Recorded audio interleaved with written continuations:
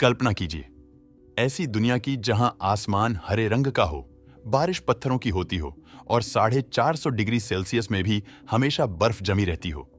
एक ऐसी दुनिया जहां सब कुछ पिंक कलर का हो और एक ऐसी भी दुनिया जो सिर्फ पानी से बनी हो।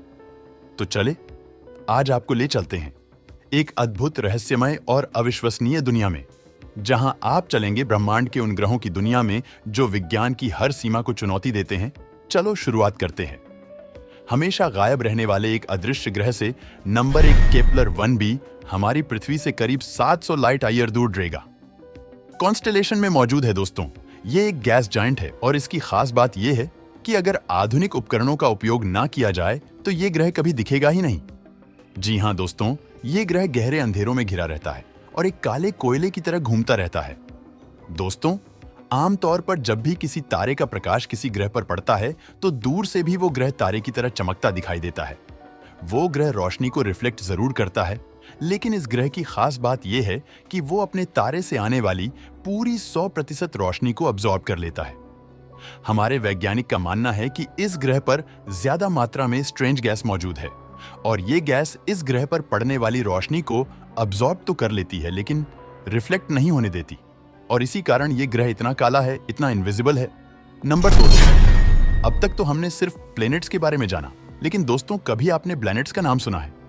जी हाँ दोस्तों, प्लैनेट नहीं लेकिन प्लैनेट्स। हम सब जानते हैं कि प्लैनेट्स उस चीज को कहते हैं जो ब्रह्मांड में किसी तारे के आसपास चक्कर लगाता हो, लेकिन प्लैनेट्स उसे कहा जाता है जो किसी तारे का नहीं लेकिन ब्लैक होल का चक्कर लगाते हैं। जी हाँ दोस्तों, ब्रह्मांड में ऐसे कुछ प्लैनेट्स भी मौजूद हैं जो ब्लैक होल के चक्कर लगाते हैं। अब आप ये मत सोचो कि ये प्लैनेट्स उस ब्लैक होल में गिर ही जाएंगे, क्योंकि ये प्लैनेट्स उस ब्लैक होल के इवेंट होरिजन से बहुत दूर होते हैं, इसीलिए वो सीधे ब्लैक होल में कूद नहीं पड़ते, लेकिन वो ब्लैक होल से एक निश्चित सीमा की दूरी के पड़े उसकी ग्रेविटी में फंसे हुए होते हैं। इसलिए ब्लैक होल के चारों ओर उसके इवेंट होरिजन के बाहर पूरे ब्लैक होल का चक्कर लगाते हैं, और ऐसे ब्लैक होल्स की ग्रेविटी इन प्लैनेट्स को अपने आसपास बहुत ही स्पीड पर रिवॉल्व करवाती है।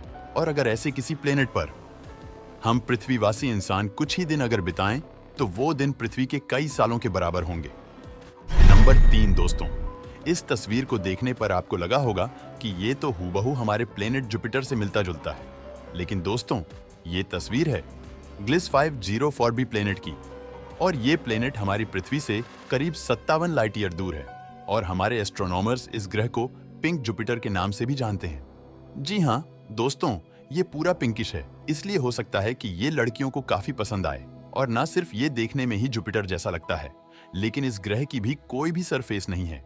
ये भी एक गैस जायंट है और यहाँ पे जो बादल है वो पिंक कलर के होते हैं, और ये ग्रह आकार में जुपिटर जितना ही बड़ा है, बस हमारे जुपिटर में। और इस ग्रह में अंतर ये है कि ये गुलाबी ग्रह है 150 मिलियन साल पुराना है, जबकि हमारा जुपिटर करीब 4.5 मिलियन साल पुराना है। इसलिए वैज्ञानिक ये मानते हैं कि ये ग्रह अपनी शुरुआती लाइफ में है और धीरे धीरे आगे चलकर इसका पिंक कलर भी कम होने वाला है, और ये भविष्य में बहुत हद तक जुपिटर के जैसा ही दिखने लगेगा। नंबर 4 दोस्तों, हमारे ब्रह्मांड में एक ऐसा ग्रह भी है जिसका टेम्परेचर 440 डिग्री सेल्सियस तक रहता है, और ताज्जुब की बात ये नहीं लेकिन बड़ी बात यह है कि इतना टेम्परेचर होने के बावजूद भी ये ग्रह पूरा बर्फ से ढका रहता है। नाम है ग्लिस 4368 दोस्तों। ये ग्रह हमारे यूरेनस ग्रह से भी बड़ा है और अपने तारे के बहुत ही पास है, और इस ग्रह की सबसे खास बात यही है कि यहाँ के 440 डिग्री सेल्सियस के तापमान के बावजूद भी यहाँ पर ठंडी बर्फ जमी रहती है, और ये ग्रह बर्फ की मोटी पपड़ी से ढका हुआ है।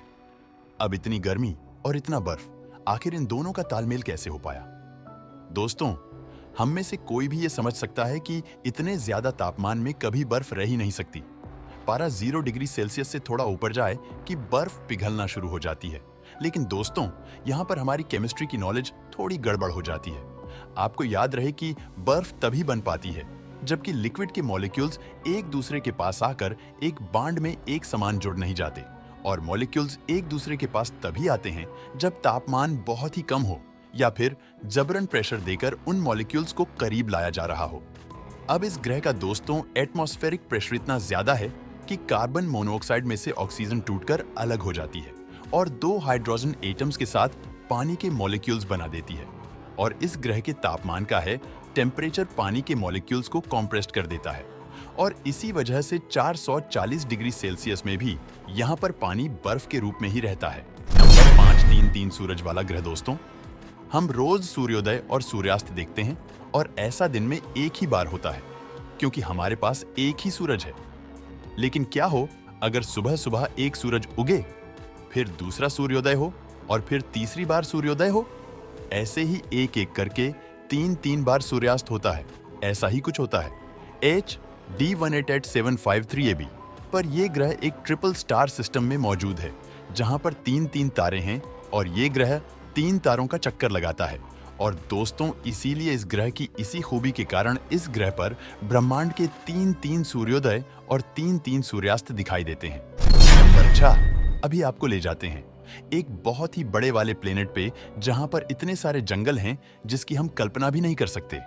इस ग्रह का नाम है ग्लीज 581d है, जो हमारे पृथ्वी से 20 प्रकाश वर्ष की दूरी पर स्थित है। ये ग्रह अपने के हैबिटेबल जोन में रहकर अपने तारे की परिक्रमा कर रहा है और ये हमारी पृथ्वी से करीब 7 गुना ज्यादा बड़ा प्लेनेट है और साइज के मामले में ये हमारी पृथ्वी से 2 गुना बड़ा है। वैज्ञानिक ने की गई इस ग्रह पे रिसर्च के अनुसार इस ग्रह पर सबसे ज्यादा मात्रा में कार्बन डाइऑक्साइड मौजूद है और ऑक्सीजन बहुत ही कम मात्रा में है, जो शायद हम मनुष्य के लिए तो सांस लेने के लिए भी पर्याप्त नहीं है। लेकिन इस ग्रह पर बहुत ही ज्यादा मात्रा में पेड़ पौधे हो सकते हैं क्योंकि पेड़ पौधों को सांस लेने के लिए ऑक्सीजन की नहीं किंतु कार्बन डाइऑक्साइड की जरूरत होती है। ऊपर से ये ग्रह उसके तारे से हैबिटेबल जोन में रहकर उसकी परिक्रमा कर रहा है, इसलिए वहां पर लिक्विड फॉर्म में वाटर होने की भी पूर्ण संभावना है। और ये बात इसके कारण वहां पर पेड़ पौधे हैं तो वहां पर विशाल जंगल होंगे। इनफैक्ट पूरा ग्रह जंगलों से भरा होगा। वैज्ञानिक मानते हैं कि इस ग्रह पर जीवन वनस्पति पेड़ और पौधों के रूप में ही पनप रहा होगा और उस ग्रह पर अगर जीवन है तो इतनी ज्यादा स्पीशीज में, इतनी वैरायटी में, इतने विचित्र और अजीबोगरीब पेड़ वहां पर होंगे जिसकी हम शायद कल्पना भी ना कर सके।